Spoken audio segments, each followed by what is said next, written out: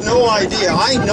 I'm pretty sure that of the 1,000 wind turbines in Ontario, this one is the closest to houses by far. This is the champion. I know, it's right there.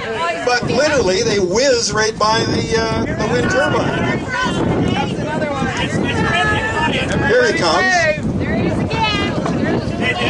All right. Get it up. All right, wait. Okay. It's Ken. And bank around the... I think he's proving a point, isn't he? All right, okay. It's time now to hear from another hardworking municipal official who's been giving the government as much grief as possible, and that's Mark Davis. He's the Deputy Mayor of Elderslie. Where is he? Oh, he's behind me. Thanks very much, Dale. Ladies and gentlemen, first things first, to those who organized today's event, thank you very much. And to those who came to today's event, thank you very much. It's great. For those of us that have been fighting this for, I've lost track of time, 3 years, 4 years, it is great to see fresh blood, good ideas. The CAW people are coming to our multi-municipal meetings, and they're a real asset to us, and we're glad to have them there. The whole process, like Luke said, I don't think you can tell Dalton anything. He's signed a deal with the devil, and that's the way it's going to be. But we just have to keep up the fight. I don't call these things industrial wind turbines. I consider them monuments to government stupidity. But I think we have enough of them now.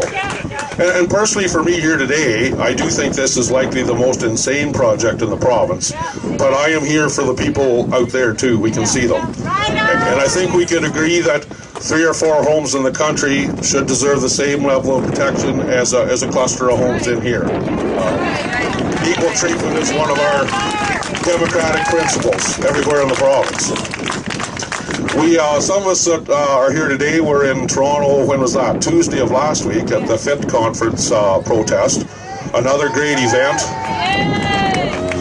We need a bloody red Baron driving that thing and a little bomb attached to the bottom that he knows where to put it. So, of course, the province has done their tremendous FIT review. Just fluffy-duffy crap. It means nothing. Like Luke said, if you want them, we'll fast track it. If you don't want them, we'll still be on the same track. They have a point system. You know, you get 3 points for this and 2 points for that. Basically, 1 point you can move forward. I can remember saying in Toronto it might have been a dangerous thing to say, but even the Maple Leafs could function if you only needed 1 point to move forward. I apologize to after I said it. So, one question, Dale, I had the honor of Dale riding with me and we had quite a chance to chat. What is with the green? Is that camouflage on the bottom of that thing? Yes, it's supposed to be. So that we really shouldn't be able to see it. No. I wonder what engineer dreamt that one up. We have an old saying that when our engineers come there in Elderslie that 1,000 engineers built the Titanic and a farm boy built the Ark. And never lose sight of that. So when they start talking over our heads with their terms, we bring them right back down to ground zero there. So in closing, I'd just like to say, great to see everyone out. It's not the end, but I'll tell you, our numbers are growing. Though I can certainly see those, 5 years ago, quite a percentage of the people here would have said green energy, good stuff. And you had to do your homework and you had to learn. I always say there's 2 reasons to be in favor of these things. You're either going to profit from them or you have not done your homework. Once you do your homework, it becomes pretty obvious. I have a call at least once or twice a week, guys that work at Bruce Nuclear. Here we are venting steam to shake steam so these things can turn every now and then. Or, at Niagara Falls, we're dumping water so these things can run. If you'd have told me 5 years ago government could be this stupid, I would have argued with you, but I never will again. I never will again. So in closing, thanks for everyone for being here. And remember, this is your Saugeen Shores, and this is your province of Ontario. Let's take it back.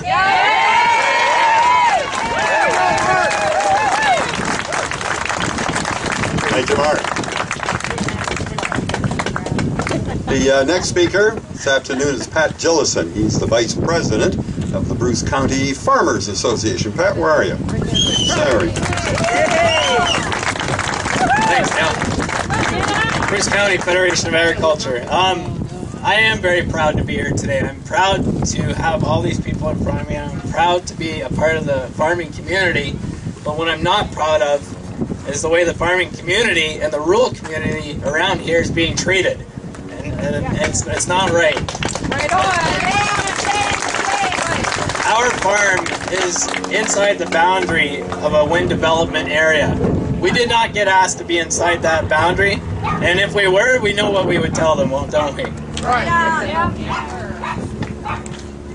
And when the rural community had to speak up today in support of Saugeen Shores and in support of the people and the residents that live around here, I believe, because if you do not speak up about something, if you're quiet, if you're silent, you are helping those that want to step all over your rights and democracy be damned.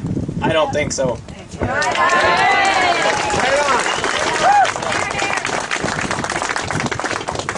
Desmond Tutu said, if an elephant's standing on the tail of a mouse, the mouse would be pretty ticked off if the guy standing next to him didn't say a word.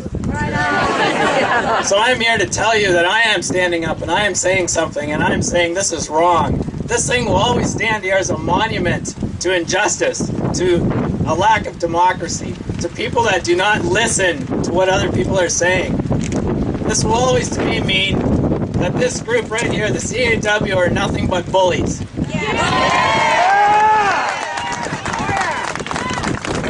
I have my daughter here today. She's 3 years old. My son here, Noah, over by his opa over there. He goes to school right over here in Saugeen Central. And when I asked him, what do you do when a bully is bothering you? What do your teachers tell you? What do the people in charge tell you to do? And he said, we speak up. So I'm speaking up, and I'm glad the rest of the rural community here today from Saugeen Shores has spoken up, and I encourage everybody to carry on. Thank you. Thank you. Thanks very much, Pat. Boy, those planes really love that turbine, don't they? Let's hope next time he hits it. Amazing. The health effects of wind turbines are there for anybody to see, despite what the Ontario government says. A great many people across Ontario have lived with those health effects, have been forced out of their homes, have become ill. They're real. Nobody knows that more than our next guest, Barbara Ashby. I met her on the radio a couple of years ago, and we've been talking regularly. I want her now to be able to talk to you and tell you firsthand what these things can do. Barb?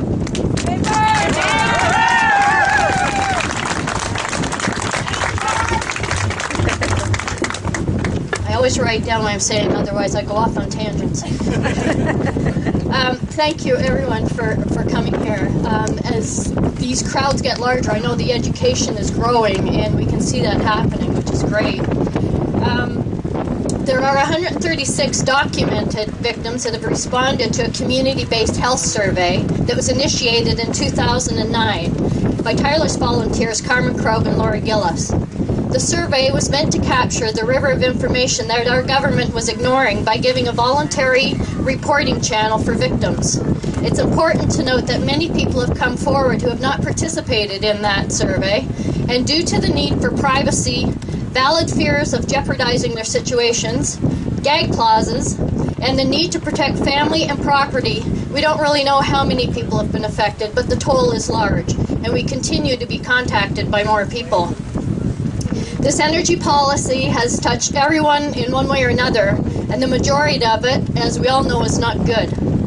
We had no option but to leave our home, and we recognize we're luckier than most. Many continue to suffer, trapped in their toxic homes or living in safe houses, severely stressing their families and finances. In communicating our situation with government officials and staff at the Ministry of Environment, we were, like so many others, told we were the only ones complaining. We were given misleading information of noise levels, and we were many times simply lied to. The McGuinty government is out of touch with the real world, and if he needs consultants to look at his energy policy, I suggest he start in rural Ontario, where we have had to become the experts. There is stark contrast between being told what to do and actually doing the research. I have a letter to share with you today. This gentleman was one of the earliest advocates for resolution to the adverse health issues. He has not quit working on behalf of the victims in Ontario. Dr. Robert McMurtry, esteemed physician and recipient of the Order of Canada, was unable to attend today but sent this message through to Karen. He's been helping the victims from the beginning. He listened to the affected families and he believed what they were telling him. He and other health professionals, engineers, legal experts, and so many talented people behind the scenes have put their lives on hold to bring justice to a severely flawed policy that is harming rural Ontario in unprecedented ways. I must note that many of us have requested meetings with our trusted health officials and ministry leaders who actually have the power to flip the switch and start fixing this mess, but they won't grant us a meeting. One can only suspect if they did make that move and actually see us all face to face, then their continued need to deny would be in jeopardy. I'll now read Dr. McMurtry's letter. To the attendees of